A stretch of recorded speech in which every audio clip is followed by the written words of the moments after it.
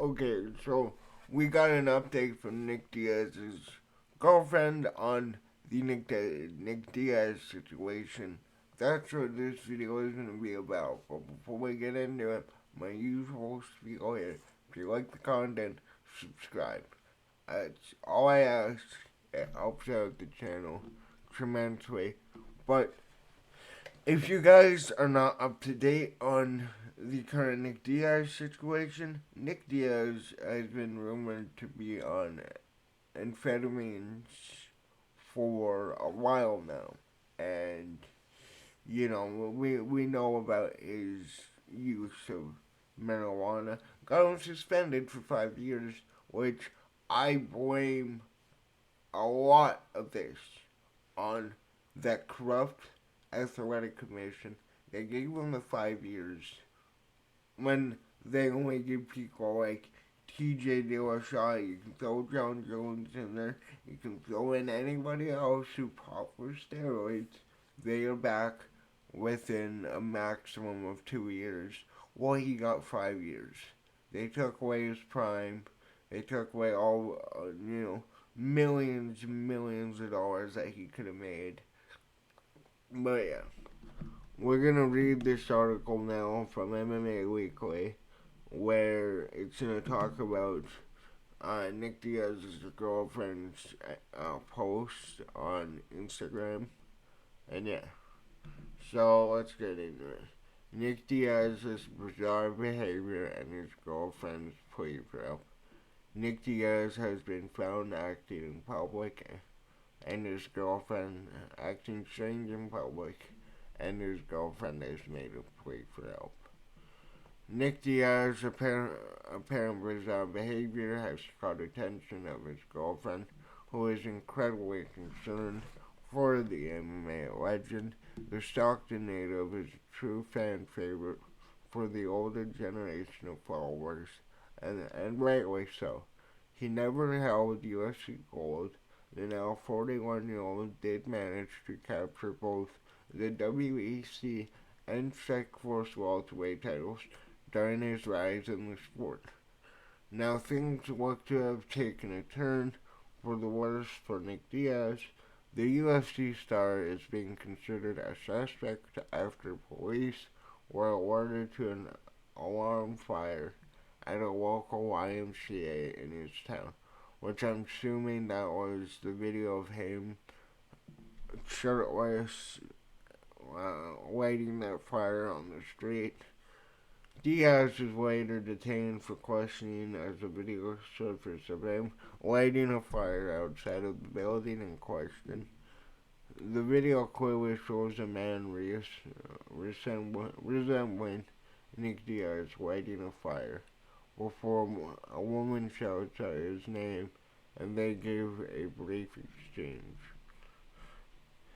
Many doubted that it was Nick Diaz, but those doubts faded once his girlfriend made a plea for his safety online. Diaz's long-term partner posted on her story after the incident, insisting that drugs are beginning to take their toll on the beloved brawler. Drug addiction, okay, so I'm just gonna read from the post. And she even tags Nick Diaz in this show, like the article says. This confirms the video was Nick Diaz.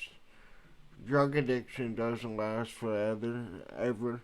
You either find sobriety or it takes your life. And that's true. And anybody that has dealt with this demon knows what it's like. Another crazy addition to the news is that Nick Diaz is less than 1 month away from making his UFC return after a disappointing showing against Robbie Lawler over 3 years ago. Diaz wants to prove he still has what it takes to compete inside the octagon. He is all set to be welcomed back into the cage by always dangerous Vicente Luque.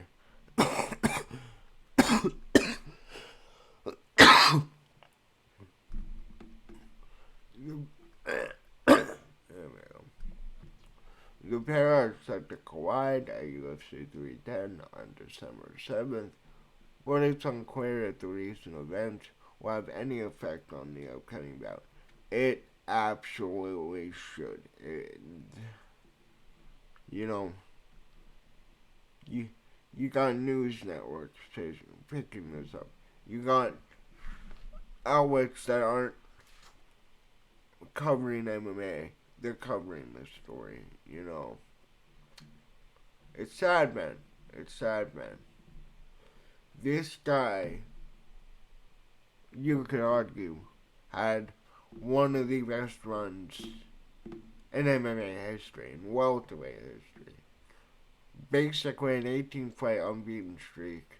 One fight was a stupid doctor salvage, and the other fight was overturned by a positive marijuana test in which he dominated that fight.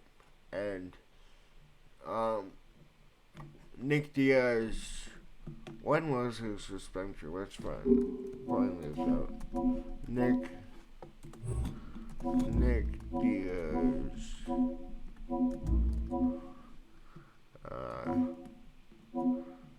Suspension. Because I'm pretty sure it was 5 years. Yeah. UFC fighter Nick Diaz has been fined 165 and 5 years by the Athletic Commission. That was, it looks to me, that was almost 10 years. Yeah, it would have been. Because pretty sure he came back in 2020. But, again, dude, I pull up his record every time. Well, I want everybody to understand why Nick Diaz is so loved. Why the Diaz brothers are so loved. Maybe you came into the Conor era when Nate had his 2 fights with Conor. But around like the early 2000s, late 2010s, this Nick Diaz was the man. You look at the end of his career, it didn't go well. You had that Robbie Lawler loss where he did not look good at all. You had the Anderson Silva fight. That was a weird fight where Nick Diaz was taunting Silva, and then he would get banned for 5 years. Again, 5 years when TJ Dillashaw got 2, John Jones got 2. All these other guys that popped. Khalil Roundtree, I'm pretty sure he popped. He got 6 months and came back in a title fight. But no, we can't have anybody doing marijuana. Where you look at, like, this is around his prime. 2011, like, he was at his peak. Beat BJ Penn, legend. Beat Paul Daly, legend. Beat Aben Celesta Santos submission. And he finished most of these fights, or they were dominant. This KJ Noons 2 fight was an incredible fight. He beat Sakaria, beat Zarmowskis, beat Scott Smith, beat Frank Shamrock. Frank Shamrock, one of the earliest stars, one of the first well-rounded fighters in MMA history, and I highly recommend Kieran Kimura. He did a video on Frank Shamrock, and I highly recommend you watch it. Frank Shamrock and Ken Shamrock were, pivotal to the UFC's rise in that. Beat Thomas Denny, second round TKO. Beat Mushin Corday, third round TKO, beat Kitsura Inouye, TKO first round, corner stoppage. This loss to KJ Noons that you saw that he revenged was one of the worst doctor stoppages in MMA history. Like, the smallest cut on Nick Diaz stopped that fight. For that, though, he beat Mike Hayter by split decision. Another fight overturned by a positive marijuana test. TKO to Gleison Tibel. Josh Neer, he submitted Josh Neer. Even Nate Diaz said that Josh Neer was, he was legit back then. Ray Stenbies, beat him. Then you have 3 losses to Sean Strick, Joe Riggs, Diego Sanchez, who at that time those 3 were on really good runs. Koji Oshoi, he knocked on the first round. Drew Fickett, he knocked on the first round. Lost to Carl Parisian. Carl Parisian was really good, and that fight was insanely close. Knocked out Robbie Lawler in the second round. This was one of the most, probably like his most infamous performance in MMA was that first Robbie Lawler fight. He knocked out Robbie Lawler when everybody thought Robbie Lawler was going to knock him out. And also too, I'm pretty sure this is a fight where randomly out of nowhere, Nick Diaz pointed at Robbie Lawler and screamed, "Stockton, motherfucker, Stockton." Joe Rogan did a clip on that in one of his episodes years ago. But again, incredible performance. Submitted Jeremy Jackson, TKO Jeremy Jackson, submitted Josh Hurley in the first round. Lost to Hironaka, who was a legend in the Japanese fight scene. Then he beat Harrison Mental, lost to Jeremy Jackson by TKO in the first round. Submitted Adam Wynn and, Mike Wake, another guy. He beat Chris Weidel. Like, Nick Diaz, in his prime, was the most... He was one of the funnest fighters to watch. He had that, everybody knows the Diaz style. They don't go down. They don't get knocked out. They rarely get finished. And, like, the volume these guys strike to, like, anybody who's watched a Diaz fight, you know this. What they do is they will hit you hundreds of times lightly, just tapping you, keeping the range.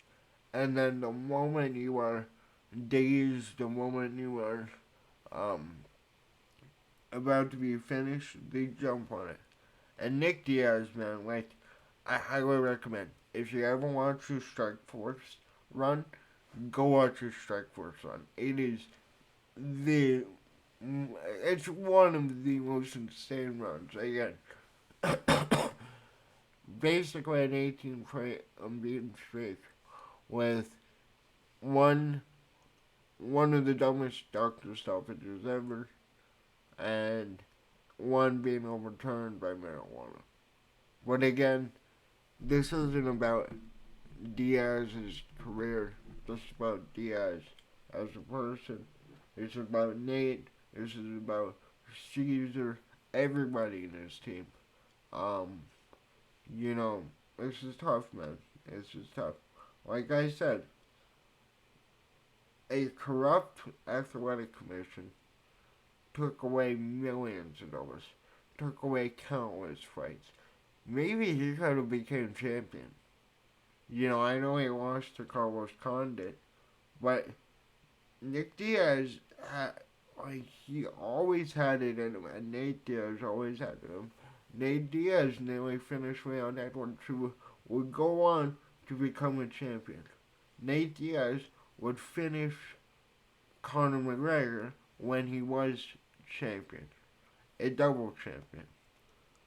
But like I said though, I I, I don't want to see him in the cage. I doubt that fight happens. Maybe it does, but I know Diaz. I know the Fertitta brothers, the UFC. They love the Diaz brothers. With everything in the past, I feel like they they will make sure Diaz is good. And so just it, man. You got the Shane Carwin shit coming out, which I haven't really heard an update on, but I will bring that to you. But yeah, let me know in the comments though. What do you think about Diaz's girlfriend coming out, basically confirming what we've heard over for a while now? I remember the amphetamines rumor came out months ago, maybe even a year ago, and you know, I didn't look too much into it, but after that video, it is amphetamines. Like I just said, we got the confirmation. Let me know in the comments though. What do you think about this situation? What do you think about Nick Diaz's girl coming out and saying what she said? And yeah, like I said though, best of luck to the Diaz family, anybody around this team, and yeah, later.